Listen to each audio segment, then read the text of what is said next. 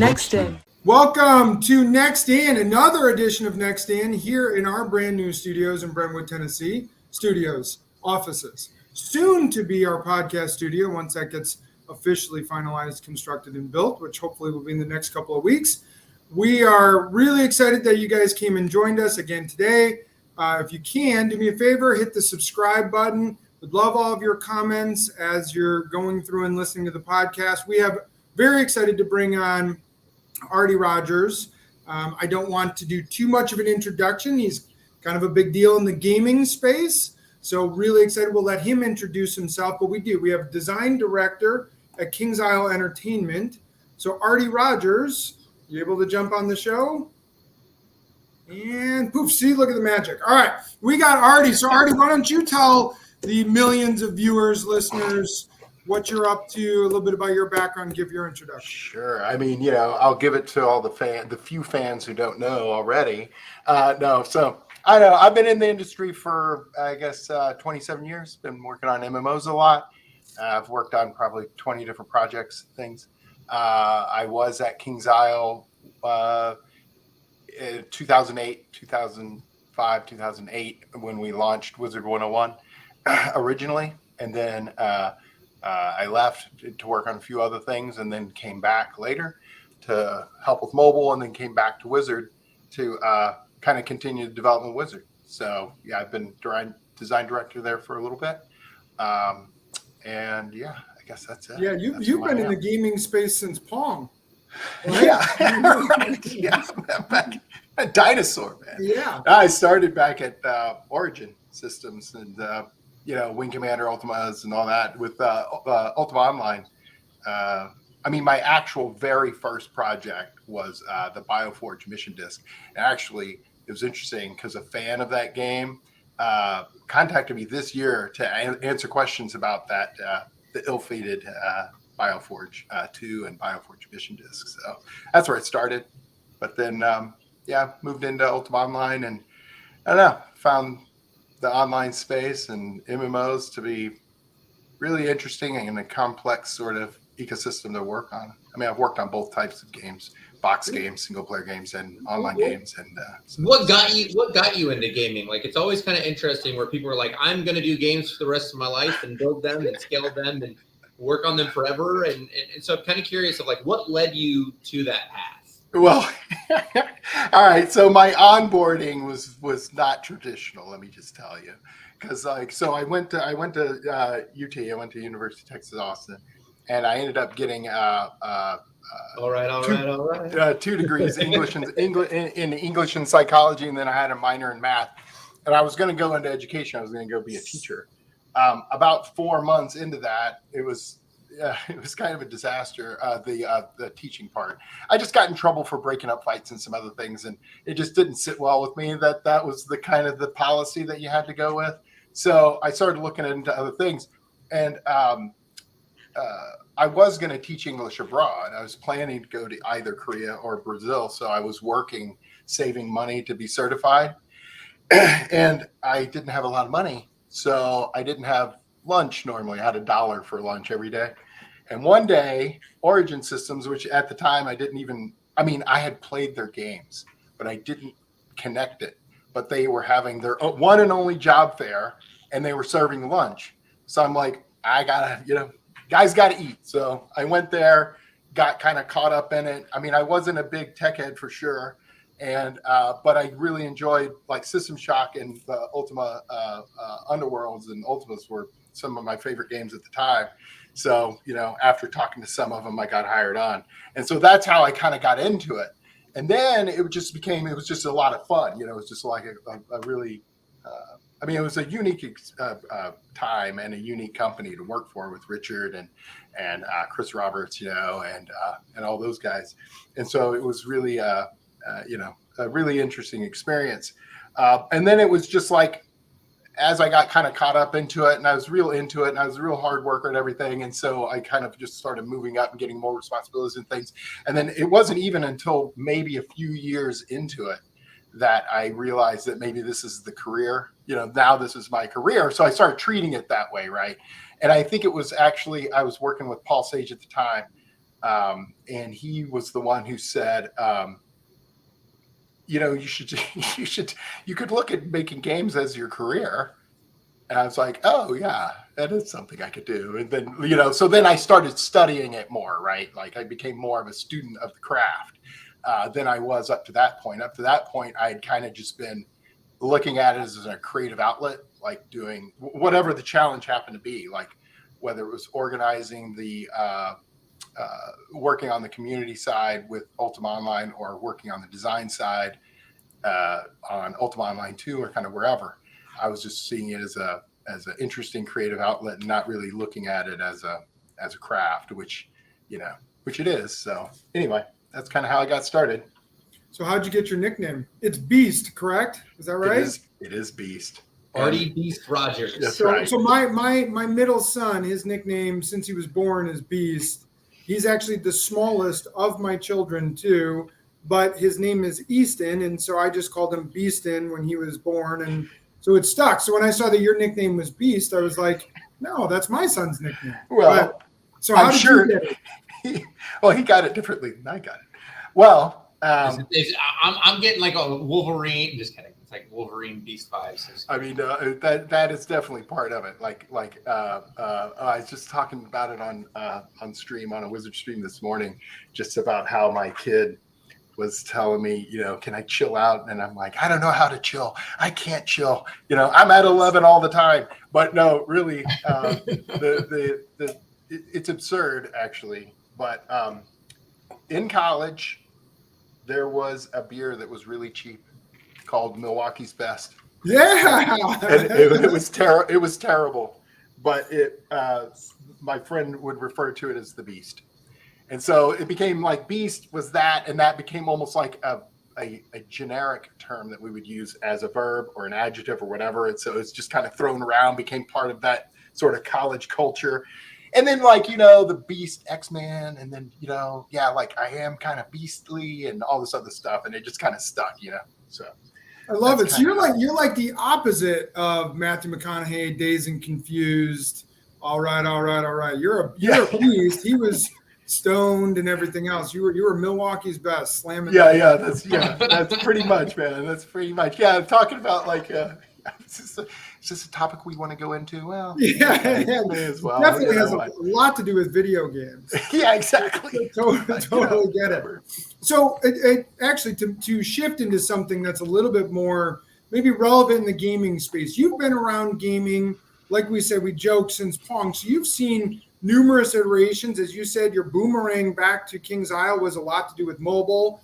So when mobile became big, kind of one of the new frontiers for gaming that a lot of studios that we work with are moving into is this NFTs or kind of incorporating the Web3 blockchain NFT stuff. But it's also pretty controversial because we talk to a lot of candidates that love it and think it's the next frontier, and then others who are really very skeptical of it. I'm curious, where do you stand on that? The next frontier being NFT blockchain. Well, I had been looking into it like maybe 4 or 5 years ago. I started looking into it in terms of its practical applications for what we would do at Wizard or not. And some of the things seemed interesting. It was just there's a point in which it feels like a bridge too far for me, because we already do, like a game generally just does what they're already saying they do, right? Like for instance, we could create an NFT for Wizard, right? But if Wizard doesn't exist, then sure, you own that thing. Well, you always owned the thing, but if you don't have a platform to kind of leverage its value, then it's valueless, really. And so, we already do that, right? As a game space. Now, I've been thinking about it in terms of some of the ledgering could be kind of cool. Like if I had a specific item that I could kind of see its use history or who used to have it and things like that. I wasn't sure exactly how to tie that in a compelling way to a game space. And I've been talking to a number of different companies that are going into this and trying to create economic ecosystems using the NFTs. And that could possibly be where it's it becomes interesting. Like KingsIsle has 2 MMOs. It's got Pirate 101 and Wizard 101. So it is kind of interesting if you think of an item that could have value in both, and then could be an item that isn't actually owned by one thing or another. So you could potentially create this an ecosystem, which is what I think they're attempting to do. But in order to do that, you would have to have, and this is I believe companies are attempting to do this. So they're trying to create or gather an array of games and then create a super ecosystem between the games. Now the problem is, and again, cut me off if I go too far, but go too long. But the problem is that there's 2 major problems, right? There's one problem is that it would be difficult for a project to monitor its revenue impact of the NFT, because I either create the NFT as the game owner, and then I see material revenue because I sold it. So that's a revenue flow. But then if that NFT needs to be supported in another game environment, that other project also has to support that same item. But then they're not going to see direct revenue because of it, because I already saw it. So what I'd been telling people is, on the one hand, you would have to sell them that this is a way to increase your organic users, basically. Yeah, well, because that's the alternative, right? It's like there's this world where you can go, all right, well, what if we open sourced art functions, or open source this ability to allow a community to build assets that can go into your game, and then it's diversifying the things that are in there, diversifying your community base, and diversifying like who can get paid on what, right? Because I know that there are some projects which is like, we're building the platform, we're building the ecosystem, but we're giving the keys to the community to allow them to port in things that they want. They're making revenue off of a character base or an item base. We're just getting higher increase of concurrent users. And so therefore the things that we do within the game, we can increase our marketability, and our revenue model turns into something different than item-based features. Right. So it makes that concept of like, do we want to support that? And then how do you benchmark your value metrics against stuff other people are bringing in? And how do you make sure that it maintains quality and doesn't break the game? Right. Right. And that's that is where the value could come from. And then I was also talking to them about their you're going to have an economy issue where there's no planned decrepitude or obsolescence of these NFTs. And so what you end up doing is, what do you do at that point? Like whatever, in real life, like razors, go out after every week or whatever, there's this planned obsolescence. There's this churn that happens. You're syncing it out. But with and you do that in games, right? And you always see that this is where MMOs are interesting, because their game economies last a lot longer than a standalone game. You always have this problem of faucets and sinks, and you've got to be sinking things out of your economy. Otherwise, inflation happens and all these problems happen as a result. And so that was the other issue I was mentioning to them, is like, how do you get things out of the system? Well, the MMO game economy in general, it has been one of the biggest hurdles for most people to even enter the MMO world, right? Like so many games die before they're ever released. There are games out there that we're still waiting, that are going to be these massive MMOs that are citizen. I don't know when it's going to get developed, but there's 900 people dedicated to it, right? Like, right. Yeah. It's not going to happen. Right. Yeah. So, anyway, so then technology that's not there yet. Yeah. And so the idea of this, it's almost like a crowdsourced economy. And I can see where a lot of the value comes out of the marketplace, out of the exchange, where you're either charging a transaction fee, and then so as a manager of that marketplace, I could see how you would make money, right? You just make money because of the exchange. A margin of the gas fees that go between, minting and trading and all of that fun stuff, right? Right. And where it gets a little bit more complicated is, how does it on the game side, how, what's the economics there? And then, You know, one question that's been brought up quite a bit with a lot of our clients. There are some people that are like 100% for it, and then there are people that are against it, right? And some of the times that this has been particularly brought up is like, who do we imagine being the end user of our game, right? What is that age category? What is that age group of people? And at what point should certain games be viable entering that market, and at what point shouldn't they? And there's been a lot of conversations of like, well, what if the age group is below 18, right? What if the age group is below 15? Should Web3 exist in that age category and allow people to earn when they're like 10, 13, 14 years old? And that's been a very controversial topic, is like, oh yeah, I can imagine. Like that's another thing that I think is kind of a dangerous, I mean, not dangerous, is kind of risky from a game developer standpoint. Is if you approach a game as play to earn, you're risking the for an MMO especially, you're risking the quality of the community. Like one of the things we did early with Wizard that was controversial with how we handled our economy was that we put we capped the amount of gold you could carry. And that was and I remember talking to someone from NCSoft about it at the time. And the reason why was because we wanted to be able to maintain we wanted to have good, tight control over our economy and the experience. So first person in would have, the last person in would have the same economic experience as the last person in. And the other thing that we were wanting to avoid is this, because play to earn is not new, right? Like gold farmers have been around forever. And so like they just do that. But the problem is that they are a negative sort of presence within your game's community because they have no interest in the game.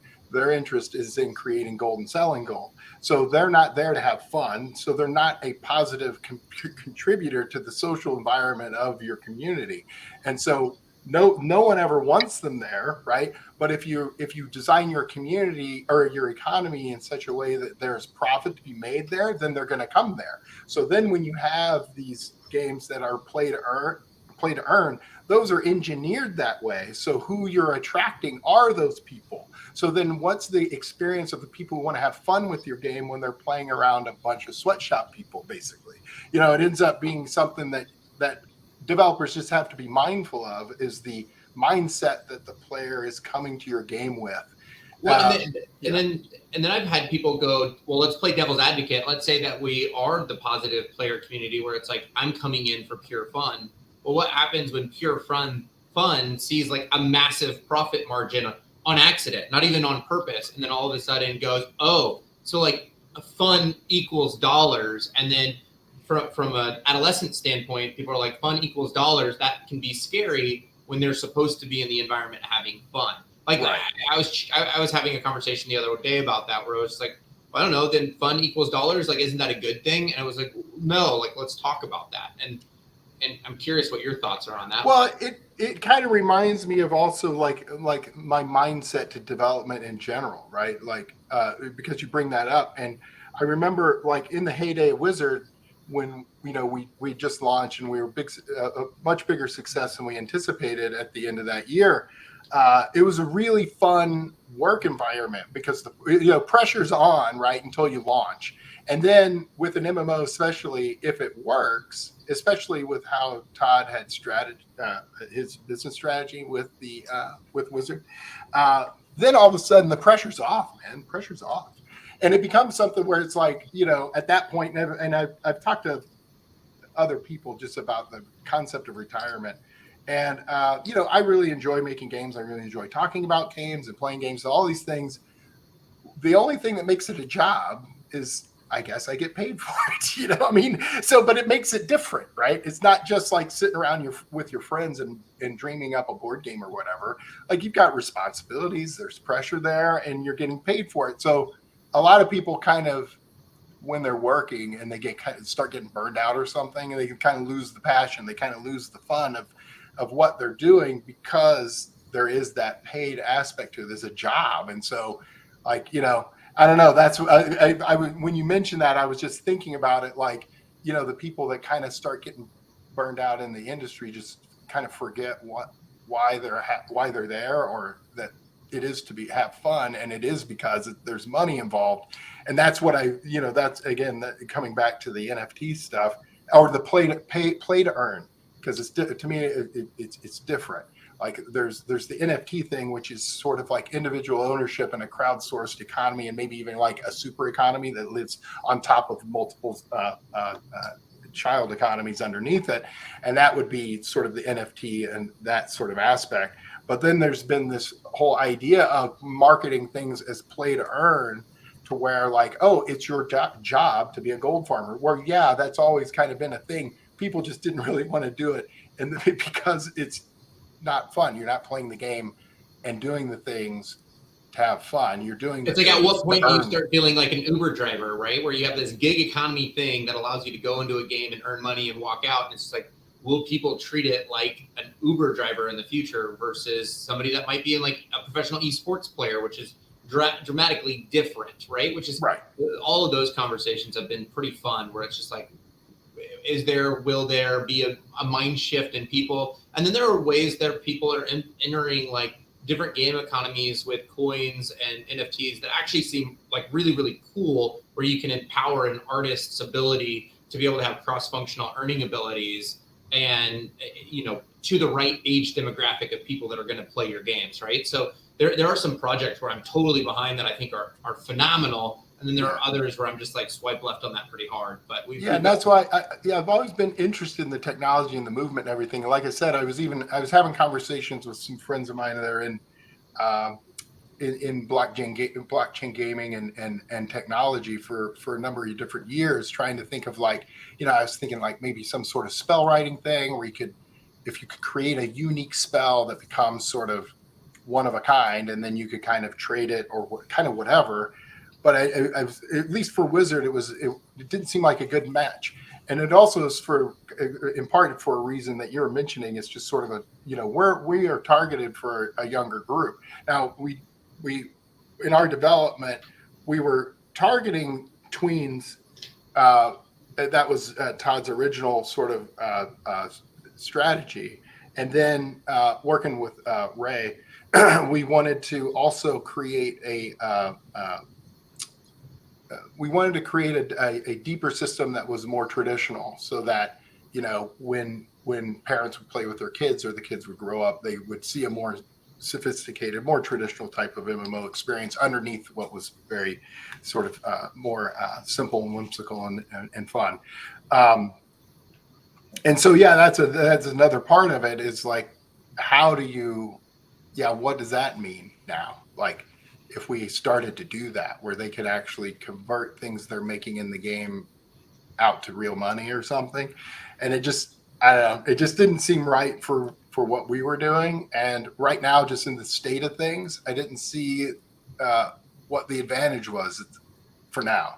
Right. So I do see there could be a world where, like, I've talked to some people where they're like, well, how do you make it still valuable? Right. Like, there's a world where you could say, well, we could do this NFT thing in our game, and it could be something, like a Wizards 101, but rather than a play to earn for the player base, it could be a play to earn from the creative side, to where it's like we could diversify our art portfolio where they can create the characters' abilities, etc., allow them to have your quote unquote Gen 1 character function. And then as people play that character and invest in that character, you can give a kickback to the person that created that original character, and it reduces your overall costs for player mechanics and design and everything else, where you could have a team that can allow that open source player ability where there's outside people earning, but not necessarily the player base earning. Right, like a interesting conversation too on how people are looking at how to reduce your costs or conversion for a hiring standpoint, which I guess we're a recruiting agency, right? So I guess I would love to transition a little bit. I don't want people to stop hiring and just outsource everything out. But I'm curious as to how you think the world of like recruiting and hiring has changed over the last 2 years, because we work with a ton of studios in the US and Canada, across seas. So we work with some of the best studios. And man, is it different today than it was 2 years ago. Oh, yeah. Oh, so different. It's unbelievable. Like the amount of opportunity afforded to an individual worker now is just unprecedented, just because of the work from home thing. And I do think like some companies are slow to transition. They're thinking, at least they keep thinking we'll go back to normal office work. But, you know, the conversations we've had, and like a friend of mine does like global operations for Cloud Imperium and stuff or whatever. And, you know, there's just challenges that you have to deal with when individual workers have such leverage because they can work globally. And so, yeah, just the whole recruiting thing has certainly opened up a lot more than it has been, for sure. Because like just the amount of opportunity is just incredible for anybody trying to get into the industry or anyone in the industry. Like your freedom and opportunity is just unprecedented. So do you? So I assume you obviously work from home. Yeah. Mm-hmm. And that's why your bird was part of our conversation. Bert the bird. Yeah, Bert is attacking my mouse hand as we speak. So you work from home. How long has that existed for you? Just since the pandemic. Just since for what is this going on? 3 years? 3 years, yeah. Yeah. So is that something you think is going to stick? It's difficult to say because I mean, and there are certain challenges and problems that you encounter with work from home that you don't have in the office. Now, in a lot of ways, like for instance, one of the biggest advantages to me from work from home is nothing more than I don't think normal people are wired to work for 6 hours of uninterrupted, or 8 hours uninterrupted production, right? Normal people kind of take breaks or they, or kind of whatever. But when you're confined to an office and have strict office hours, you lack the ability to take advantage of your focus time as well as you can when you're at home. And so that to me is one of the major advantages. Like I don't work a traditional, 10 to 5 or 9 to 5 or whatever. I get up sometimes and work a few hours in the morning, then take a couple hours, and then I basically work in 2-hour chunks. And then also I feel more freedom to engage when I feel inspired. And because I work from home, if I feel inspired at 10 p.m., I will go and put some time into it at 10 p.m. It doesn't matter. I don't have to be in the office.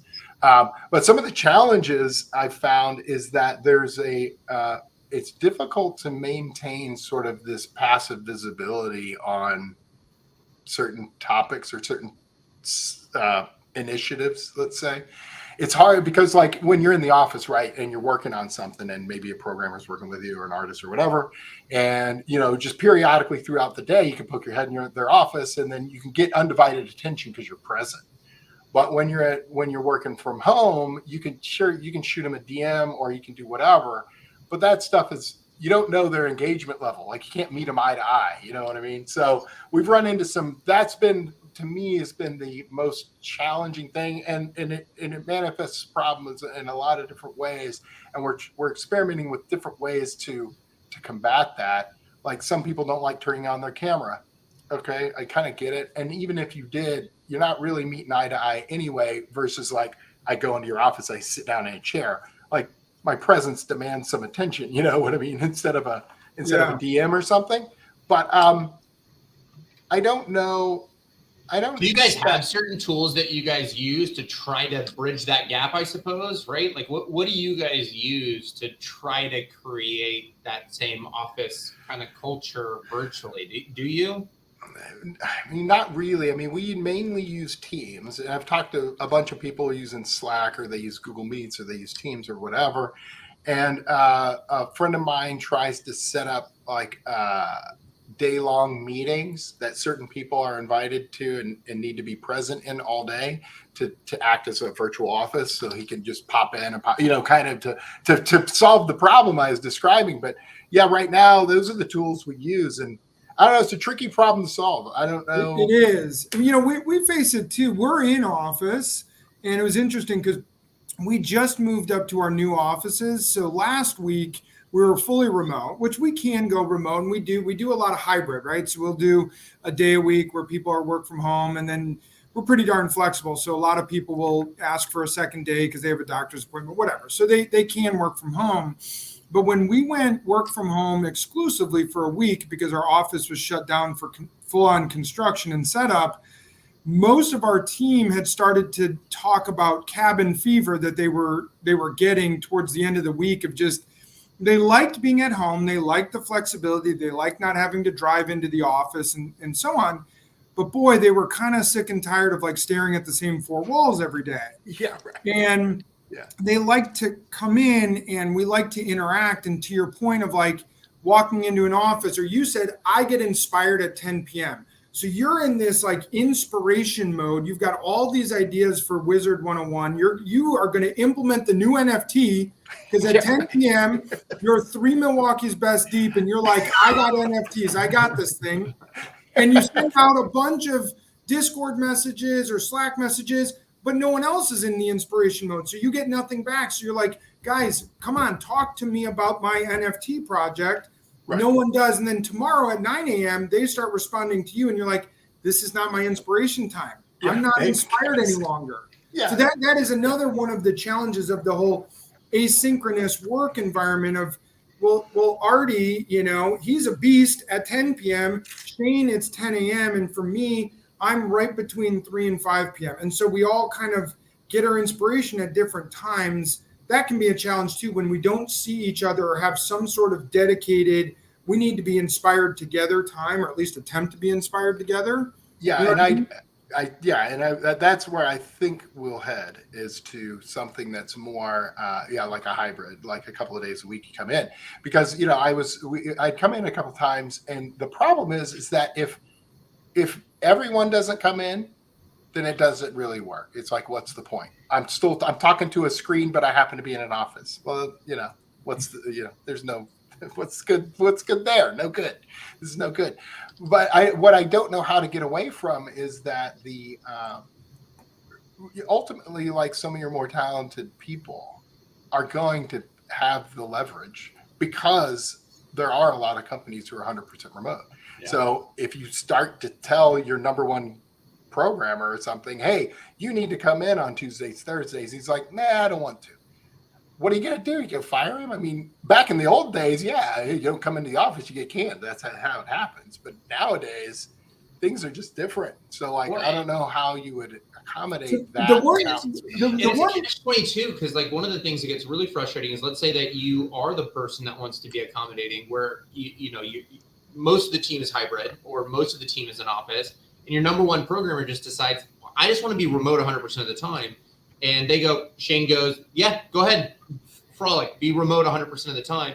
Well, there's still this tension of, I'm a part of a team that is meeting in person, and I'm not meeting in person. So that culture dynamic is, in office is getting more love, subjectively, not objectively, but subjectively, it feels like they're getting more love, even though they might not be. And then now they don't feel a part of the team anymore because they're living in a different environment. So, like, that's been an interesting conversation too, where it's just like, teams that are hybrid work functionally when they're in office together, and then they're remote together in that hybrid moment, versus teams that are 100% remote all the time. Well, those need to be remote first teams 100% of the time. And that's been kind of like an interesting dynamic of, like, how do you balance that? Like, remote teams being remote versus hybrid teams being hybrid. Right.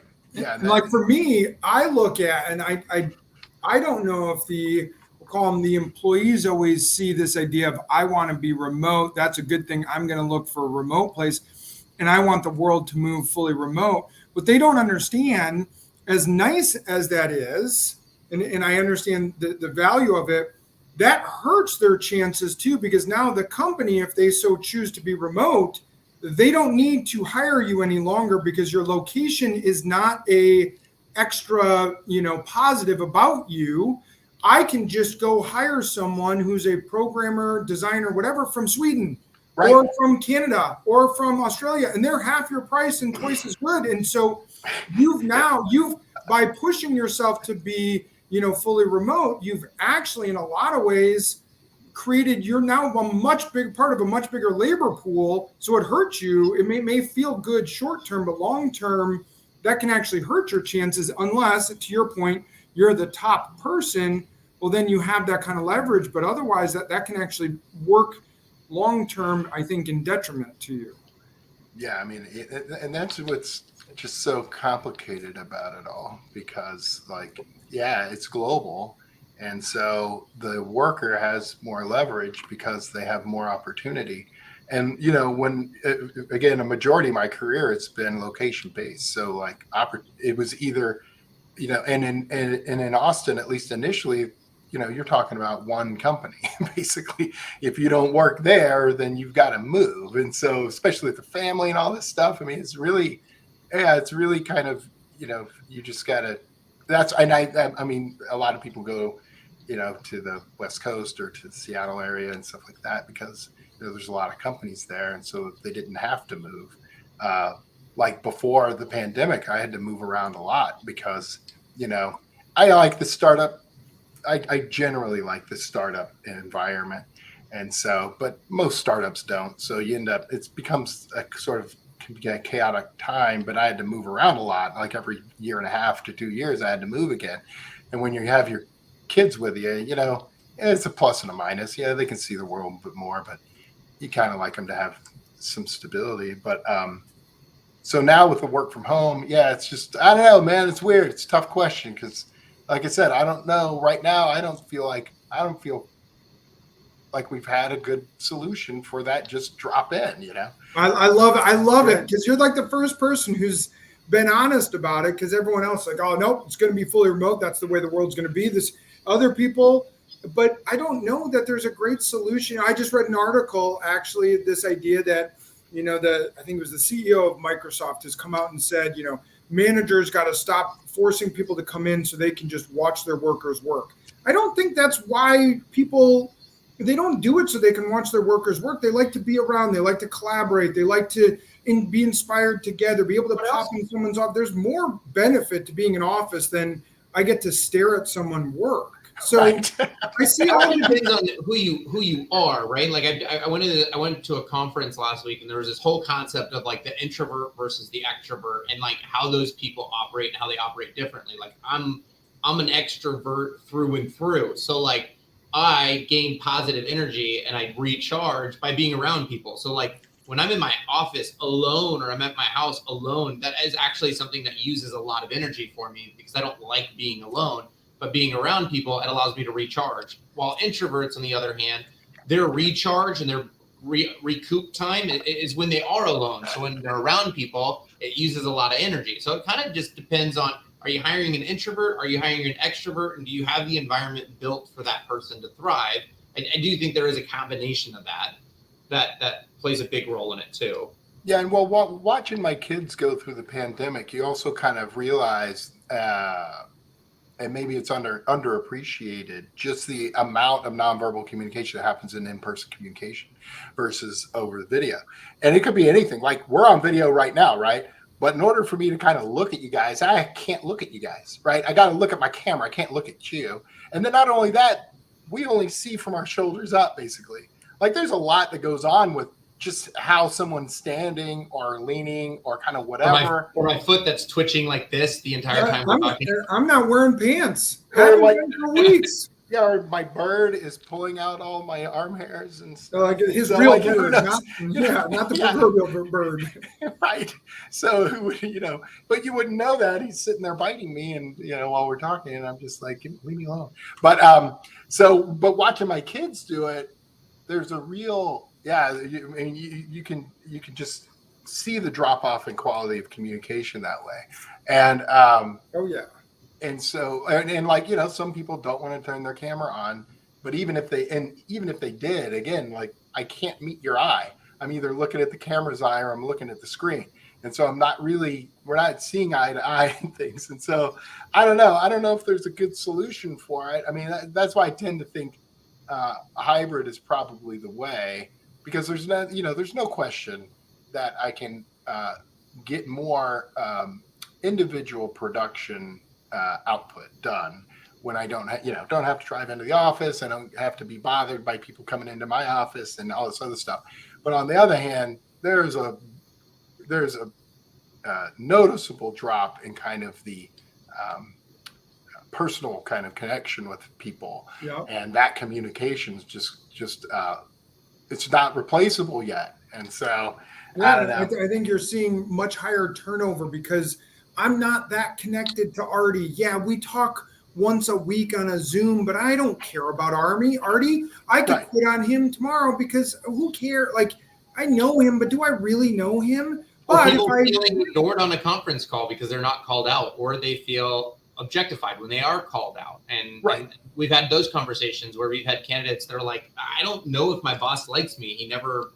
We don't really, I don't really get an opportunity to speak in group settings. And it's like when you're in a remote environment where, the screen that's popping up is the one that's speaking and you never speak. It's like, it's hard to give you the opportunity to speak in a group setting when there's a 20-person call. And that's been an interesting conversation with people that we've placed in remote first environments where it's like, I just don't know how to speak up in a conference call. I'm not used to this. Yeah, and it's certainly really, and that's also a really interesting point because there's other things I was thinking about. I was talking to this guy I worked closely with for years, and we're working now together, and they're just sort of like, not necessarily consequential little hallway conversations that we would have just in the kitchen or at his desk or just running into each other, and there's a lot of information that's not being communicated because those sort of informal, incidental conversations aren't happening anymore. But then, as you mentioned it was something I was talking to my lead about. Is it's far easier for someone to shrink into the background in a meeting that's virtual versus one that's in the room. And not only that, as someone who runs the meeting, I'm reading the faces of the people who are attending the meeting. So I can see if someone is either, has something to say, but maybe doesn't feel like there's the opportunity, so I can call it out for them or kind of whatever. Yeah, I mean, I see that too. And so it becomes more of it's kind of an issue. It's just you got to be more diligent, I guess, in calling people out in those meetings. So with your guys' current recruiting, do you say we're fully remote? Is there a discussion about it? No, currently we're treating it as if we'll be in office.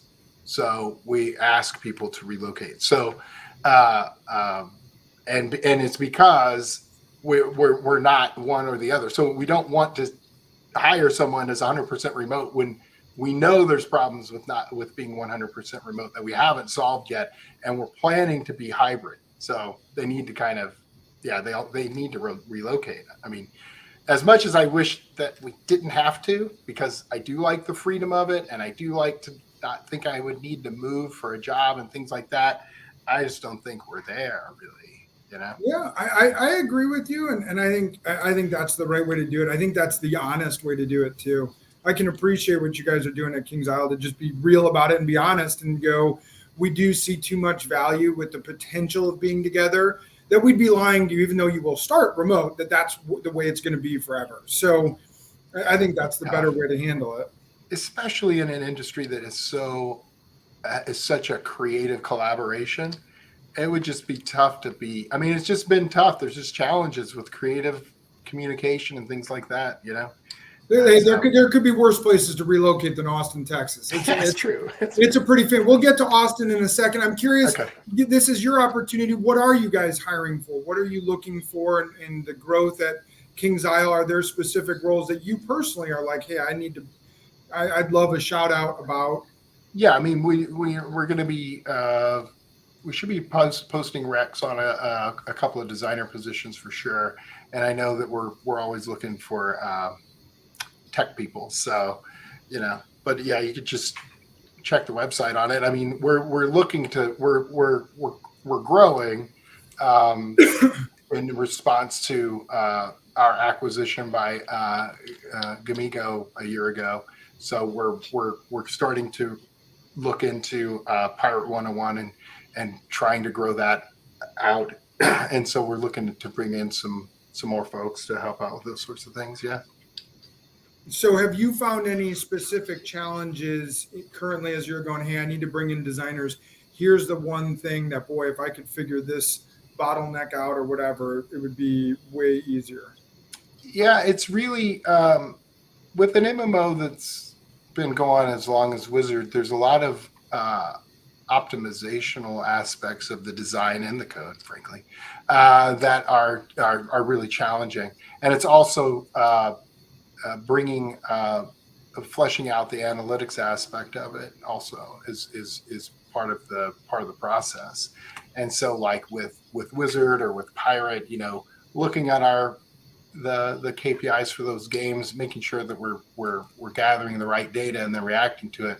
Like a lot of what our focus has been over the last couple of years with Wizard, I mean, is compartmentalizing and auditing the economy has been a lot of the focus, and then just yeah. So I mean, that's really that's part of what we're looking at, and then of course looking at different systems to sort of find different ways to engage the user in Wizard. So like this year, we did guilds for the first time. Like Wizard's got a real, it's got a unique community to it. Someone did a documentary on it that's up in Amazon about the Wizards community, and so it's always been. It's got a unique quality to it, so it does. I don't think that normal traditional game systems or social systems from other MMOs would work if you just used them like boilerplate type of thing. And so we really have to kind of look at the spirit of what is the intention of the system, and then how does it best apply to Wizards' existing community. So anyway, I don't know if that answers your question, but that's kind of we're looking for. I guess we're looking for, I'm looking for system folks to kind of help with that sort of thing, like understanding interpretation and reaction to analytics, and then being able to help continue to audit and architect the games economy, and then also look at how we can future-proof our combat system and stuff, which is always a challenge with an MMO. So that's awesome. So the best way for people to reach out to you, outside of sending you message via carrier pigeon, is what? Well, like if they wanted to, our website is where the jobs will be posted and stuff, so they could get through there. But and then I kind of monitor the Twitter feed, and I also jump into Twitch streams, the gamers Twitch streams and things like that. So. I guess that's the best way to get a hold of me. Okay. So tell us a little bit about Austin. That's where we'll get into Austin. So if we're going to go to Austin and we're going to check it out, what is the one thing we have to do in Austin? Oh, man, the one thing. I don't know, man, because I like the food. Like, Franklin's everybody likes and stuff. And I like it too. I mean, Franklin's is good. There's a lot of barbecue, though. And so, I mean, what would I do in Austin? I don't know. I mean, yeah, I would probably go eat. Going down to Barton Springs is always good. It's fun, really, if you go to Texas, you should do the Lockhart barbecue tour. I mean, that's the way to go, right? Because that's the heart of barbecue tour. Yeah, it's in Lockhart, Texas. It's nearby. I mean, it's not far, but that's really the heart of barbecue, right? That's where it came. That's where it comes from, and so. You got a lot of that in town too. But what about checking out 6th Street? No? Oh, man. Yeah, I used to. I mean, I've lived here forever. So, and Austin's changed. The Beast would have been down on 6th Street, is when it sounds like. Yeah, back in the day. Yeah. I mean, I'm heading down to campus tonight, meeting up with a few friends of mine at Crown and Anchor. We're going to hang out near campus. I mean, but a lot of these things, maybe that's why I lose perspective, because I've been here so long, so it's sort of familiar. So I go to these places, and maybe people like to, think they're cool or something, but to me they're just places. And there's but yeah, downtown is good. I wouldn't go to 6th Street. I'd go to Rainy Street. I mean, that's where a lot of people go nowadays. Well, that's like Nashville, right? Everyone comes to Nashville and they're like, "Oh, you got to go check out Broadway." It's like, I mean, I guess that you got to check it out. You got to see it. You're probably going to feel like overwhelmed. I mean, it's like going to Times Square in New York. It's the tourist thing to do, but really the cool New York restaurants are not in Times Square. You know what I mean? Like Right. Yeah. the cool, unique parts of New York are not Times Square. You got to see it to just feel it and experience it. But in a lot of ways, that's not where the locals go. You don't find a lot of Nashville people on Broadway. I mean, you do, but you find a lot of the tourists. You know, the bachelorette parties are there. Right. And so that's why. So you say Rainey Street is where more the local people, the Austinites, would go. It started to get kind of pretty popular, I suppose. But yeah, that's a place to go. I mean, yeah, 6th Street, of course, is 6th Street, so it's always going to be that. So, but yeah, it just kind of depends on what. Yeah, you know, gotta check out the barbecue. Yeah, it's true. Yeah, well, you come here and the Tex-Mex and stuff. You got to check out the hot chicken because that's right, kind of wait, Nashville. Yeah, because I think no, wait, is Gus's famous chicken, is that Nashville or is that Hattie B's and Prince's are like arguably the two. Prince's supposedly is where it all started. Now a lot of places do it. Prince's hot chicken or Hattie B's. Oh man, I gotta come to Nashville then, because like you know, anytime we do any traveling, I'm always the one that sets up the places to eat because that's where I want to. Yeah, that's what I like to do. Like, where are we going? We're gonna go eat.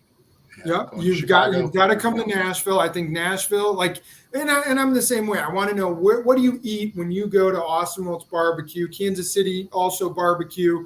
Nashville, you got to get the hot chicken. We have barbecue. We got some good barbecue places, but it's not Texas barbecue.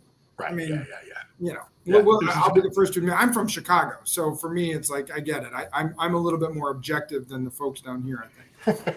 So, all right. So, last question. All right. What is your favorite movie? Oh man, favorite movie of all time. Yeah. I mean, I'm a Kubrick fan, big Kubrick fan, and I'll tell you why, and it's because he is intensely detail oriented, which is what I am with game design, and so it would have to be a Kubrick movie, I would believe. So let's see. I guess it would be between The Shining. Well, I don't know. 2001 just seems like, I don't know. Cliche? Like it seems cliche. So, I mean, to me, it would be like Full Metal Jacket or Clockwork Orange. Clockwork Orange. I mean, that to me, the Clockwork Orange. I mean, that I don't know if this generation would get it though. Am I crazy that the younger generation? I don't think some of those would be produced in today's climate. Right. Yeah. But I mean, a Clockwork Orange, it was very. I mean, and you know, I'm close to your age, and that was even weird for me. I can only imagine how weird it would be for today's 18-year-old to watch that. Yeah, it would have to be Clockwork Orange, and and then the book is really good too. Yeah, I don't know how anybody would watch it nowadays. I don't know how anybody watched it then, but I thought it was awesome. I mean, it's kind of like when you watch Coming to America 1 versus watching Coming to America 2. Is the vibe that? So you know what? Props to the Clockwork Orange. I haven't thought about that movie in a while. That is a fantastic movie. I saw it probably too young. I was probably 15. When I picture it, now that I have kids, I got 5 kids. I want nothing to do with my children seeing that movie. I mean, there are some intense themes in there that a young eye should not be seeing. Yeah, I wouldn't. Yeah. But fantastic movie. I mean, it is a fantastic movie. It's an incredible movie. It's a really good movie. Well, props to you. So, Artie Beast Rogers, thank you so much for joining us. Sure. Everyone else, go check out KingsIsle Entertainment if you're interested and you're looking at getting into the industry, become a designer, connect with Artie. Follow them on Twitter. Do you know the Twitter handle, Artie? I don't know. I could find it, but I don't know it right off. I'm sure people can search for it on Twitter. Yeah. Wizard 101.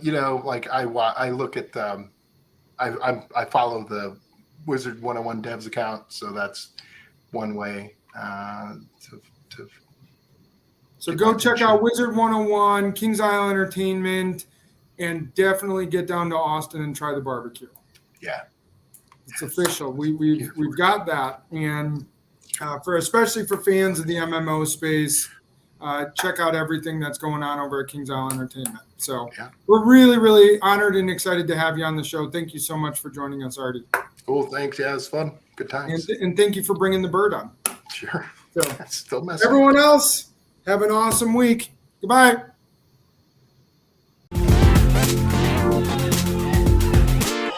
Next in.